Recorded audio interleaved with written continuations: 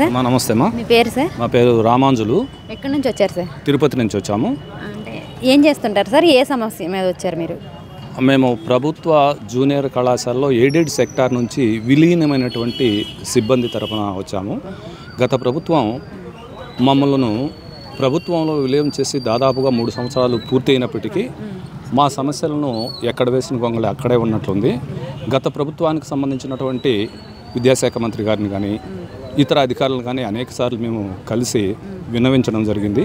కాకపోతే మా service rules విషయంలో ఎలాంటి నిర్ణయం తీసుకోలేదు. కాబట్టి ఆ సమస్య మీద ప్రస్తుత విద్యాశాఖ మంత్రి అయినటువంటి నారా లోకేష్ గారిని కలవడం జరిగింది. అందుకు సార్ సానుకూలంగా స్పందించి మా సమస్యను తీరుస్తామని చెప్పేసి హామీ ఇచ్చారు సార్. మీకు మా తప్పనిసరిగా చేసి పెడతాను సెక్రటరీ గారు మేము మీకు న్యాయం, మీరు అడిగేది న్యాయం కాబట్టి మేము చేసి పెడతామని చెప్పడం జరిగింది. గత ప్రభుత్వంలో స్పందించి మీకు ఏం చేయలేదా సార్? అంటే మమ్మల్ని ఎయిడెడ్ కాలేజీ నుంచి గవర్నమెంట్ కాలేజీలోకి విలీనం చేశారు. గవర్నమెంట్ సర్వీస్ అంటే గతంలో ఏ అయితే ఎయిడెడ్ కాలేజీలని గవర్నమెంట్ టేకన్ ఓవర్ చేసిందో వాళ్ళందరికీ 100% సర్వీసు, కొంతమందికి 50% సర్వీస్ ఇచ్చి వాళ్ళని గవర్నమెంట్లోకి తీసుకోవడం జరిగింది. అయితే మాకు అయితే ఇక సర్వీస్ అనేది ఇంకా ఏ ఫిక్సేషన్ జరగలేదు. సో మేము గతంలో లాగానే మాకు కూడా ఇప్పుడు గత 35 సంవత్సరాల నుంచి కూడా ఈడెడ్లో చాలా నిబద్ధతతో పనిచేయడం జరిగింది. అందరూ కూడా మా సర్వీస్ని మాకు కన్సిడర్ చేసినట్టయితే ప్రమోషన్స్లో కూడా మాకు అవకాశం కల్పించాలని, మాకు సర్వీస్ అంతా కూడా 100% సర్వీస్ కూడా కన్సిడర్ చేయాలి గవర్నమెంట్ సర్వీస్ కింద అని చెప్పి మేము సార్ని రిక్వెస్ట్ చేశాము. సార్ నేను చూస్తాను, దాని గురించి డిస్కస్ చేస్తానని చెప్పి హామీ ఇచ్చారు. Thank you. పాలకులు బాధ్యతతో ఇలా ప్రజా దర్బారు నిర్వహిస్తే ప్రజల సమస్యలు పాలకుల దృష్టికి వెళ్ళి కొన్నైనా పరిష్కరించే అవకాశం ఉంటుంది. ఇది ప్రతి అసెంబ్లీ నియోజకవర్గ పరిధిలోని ఎమ్మెల్యేలు కూడా అందరూ దీన్ని స్ఫూర్తిగా తీసుకొని నిర్వహించాలని ప్రజలందరూ కోరుకుంటున్నారు. ప్రధానంగా మేము ప్రజా దర్బార్ నిర్వహిస్తున్న విషయం తెలిసి వారిని నేరుగా కలిసే అవకాశం ఒత్తిడిలో ఉంటారు కాబట్టి వీలు కాదు కనుక ఉదయమే వచ్చి మేము క్యూలో ఉండి మేము మా సమస్యను వారికి విన్నవించాము. వారు కూడా సానుకూలంగా స్పందించారు. గత ప్రభుత్వం మమ్మల్ని ఎయిడెడ్ నుంచి ప్రభుత్వంలోకి విలీనం చేసి 3 ఏళ్ళు అయిపోయినా ఇంతవరకు ఎక్కడ వేసిన గొంగళి అక్కడగానే ఉంది. మేము అనేక పర్యాయాలు విద్యాశాఖ మంత్రిని, సంబంధిత ప్రిన్సిపల్ సెక్రటరీ, ఐఏఎస్ ఆఫీసర్లను కూడా పలు దఫాలు కలిసాం, కానీ అడుగు కూడా ముందుకు వేయలేదు. మీ పేరు? నమస్తే అమ్మా, నా పేరు శరత్ చంద్రశేఖర్. ఎక్కడి నుంచి వచ్చారు సార్? చిత్తూరు జిల్లా నుండి వచ్చాం. నేను చిత్తూరు జిల్లా బొమ్మసముద్రం జూనియర్ కళాశాలలో లెక్చరర్గా పనిచేస్తున్నాను. మేము Telugunadu intermediate education employees association తరఫున మేము ఒక లెక్చరర్గా ప్రభుత్వ జూనియర్ కళాశాలలు 441 జూనియర్ కళాశాలలు ఉన్నాయి.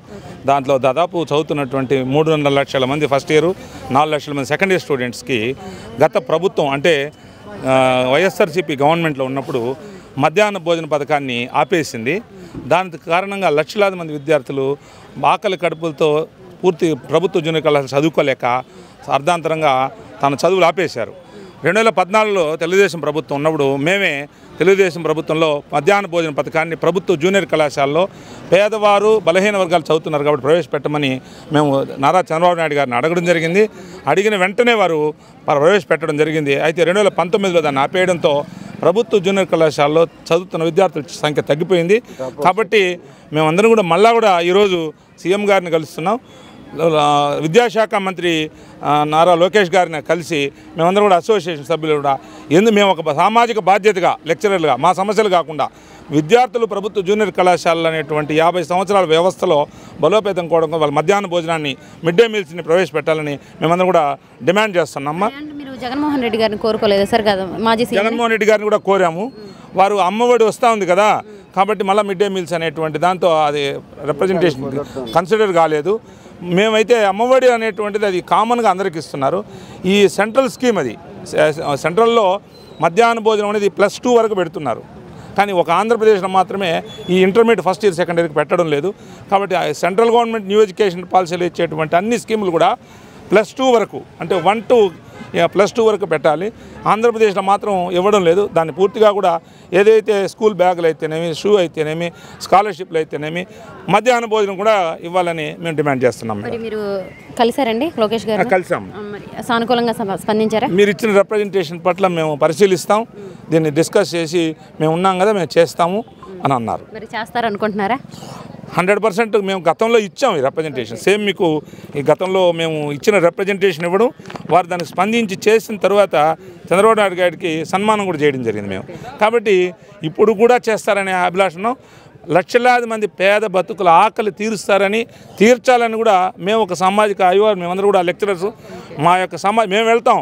కానీ పిల్లవాడు ఆకలి కడుపుతో ప్రభుత్వ జూనియర్ కళాశాలలో 9 గంటలు కూర్చోలేడు. కాబట్టి వారికి కూడా చేయూతనివ్వాలనేది మేము కోరుకుంటున్నాం, ఆశాభావం వ్యక్తం చేస్తున్నాం. మీ ద్వారా కూడా ప్రభుత్వానికి దీని పట్ల సానుకూలంగా వచ్చేలా ప్రయత్నం చేయడం కూడా మేము రిక్వెస్ట్ చేస్తున్నాం.